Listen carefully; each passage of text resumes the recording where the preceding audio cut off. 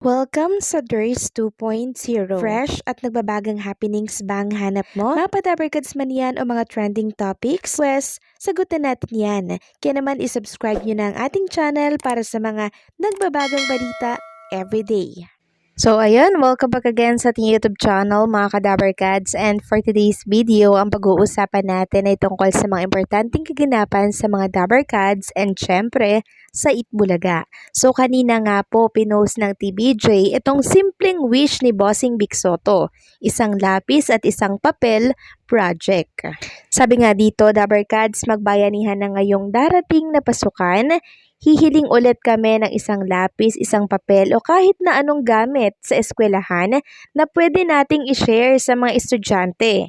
Ang inyong mga ibibigay ay malaking tulong sa lahat ng mag-aaral. Sa mga gustong makipagbayanihan, ipadala lang yan sa TVJ Studio, TV5 Media Center, Reliance Street, Mandaluyong City. Maraming salamat, Dabarkads. So yun po yung simpleng wish ni Bossing Vic Sotto, at nawa po sana ay marami po ang magbigay at magpaabot ng tulong para po sa mga estudyante natin, sa mga mag-aaral, na malaking tulong po para sa kanila para sa darating po na pasukan sa June. Samantalang kanina naman mga Kadabarkads, inanunsyo din po ni Bossing Vic Sotto na sa first day po ng Mayo, may susuguri na po silang campus. So saan kaya ito? Grabe, 'di ba? First day po ng Mayo, pasabog na po agad dito sa Itbulaga. Merong mga nagsasabi na tawid dagat daw ang Itbulaga sa Mayo. Well, abangan na lang po natin yan mga Kadabarkads kung saan ba talaga susugod ang Itbulaga. Samantalang si Dabarkads ay Sigera naman ay binati po si Bossing Vic Sotto ng happy birthday.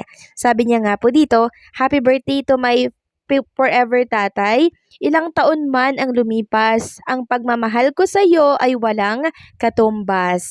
Grabe, 'di ba? Nakakataba ng puso yung greetings ni Dabarkads ay Sigera kay Bossing. Samantalang si Danica Pingris din po ay may pagbati kay Bossing Vic. Sabi niya, happy birthday daddy. Thank you for the wonderful dinner. Always grateful for your love and generosity. May God shower you with even more blessings. Love you forever. And speaking of Bossing Vic Sotto, parang nasa Coron, Palawan sila mga Kadabarkads. Base lamang po ito sa aking pagkukumpara sa mga background po ni Bossing Vic, Ma'am Pauline Luna Sotto. Pwedeng mali ako pero ito hula ko lang naman. Parang nasa Coron, Palawan sila kasi napakaganda po ng view dito sa nakikita natin sa mga picture video ni Bossing Vic and Ma'am Pauline Luna Sotto. Samantalang si Miles Ocampo naman po ay may inamin sa isang interview. Sabi kasi dito sa isang write-ups, kaya direct Ocampo kung wala daw ba siyang kumpiyansa sa sarili at kakayahan niya. Ang sabi po ni Miles, actually meron naman. Kapag nandyan na, nakangiting sagot ni Miles. Paliwanag niya, kapag nandyan na ang moment, wala akong choice kung hindi ibigay ang 101% best ko. Pero ganun kasi ako lumaki. Lumaki ako sa industriya na alam kong replaceable ka talaga. Kahit may na-offer na project sa'yo, hanggat hindi pa umeere, hindi ka pa sigurado. Hanggat hindi pa umeere, pwede pang mapunta sa iba. So parang merong hugot si Miles, no? Siguro naranasan niya na po yung gano'n na may inoffer sa kanya tapos sa iba naman po binigay. Sabi pa niya dito, so lumaki ako na ang mindset ko dito sa industry, you always have to prove yourself para tumagal ka. Ayaw daw niyang makampante.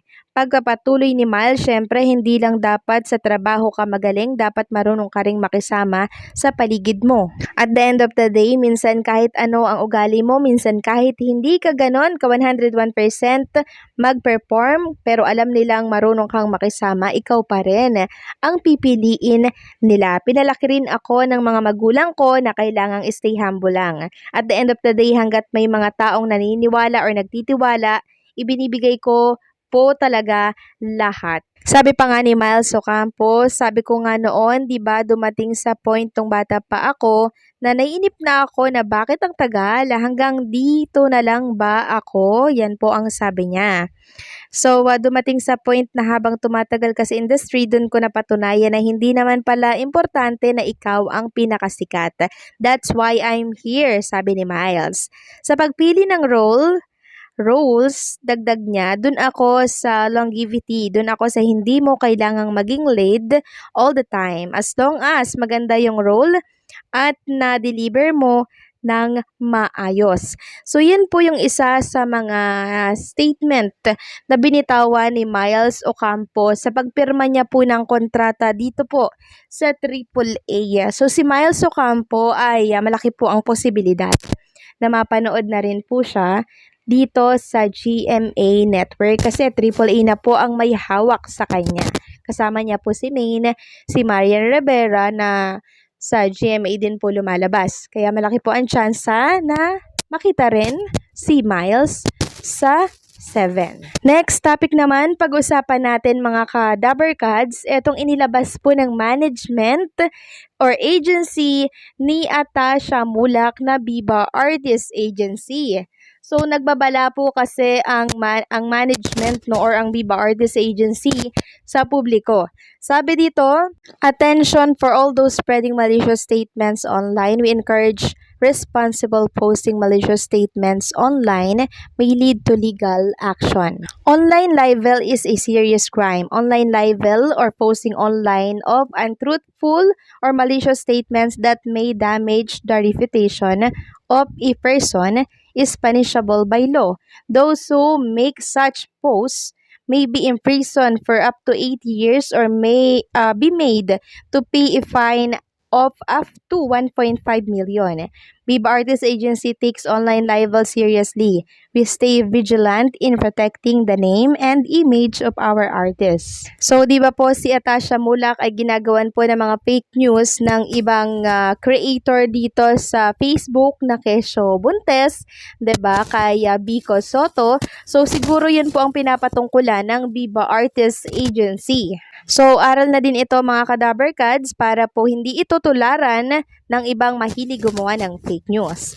Samantalang, itong abogado po ni Bossing Vic Soto ay may pasabog po, no? Sabi nga dito ng UST Graduate School of Law, congratulations daw kay Attorney Enrique de la Cruz Jr. on his appointment as the founding dean of Baliwag University College of Law. Wishing you great success as you lead and shape the future of the legal education. So, ayan po, congratulations, Attorney Enrique de la Cruz, Inaugural Dean, Baliwag University College of Law, Doctor of Civil Law candidate. Nakakatuwa, nakaka-proud mga ka-Dabbercads. So, paano hanggang dito na lamang po ang update natin. Maraming salamat po sa patuloy na pagsuporta.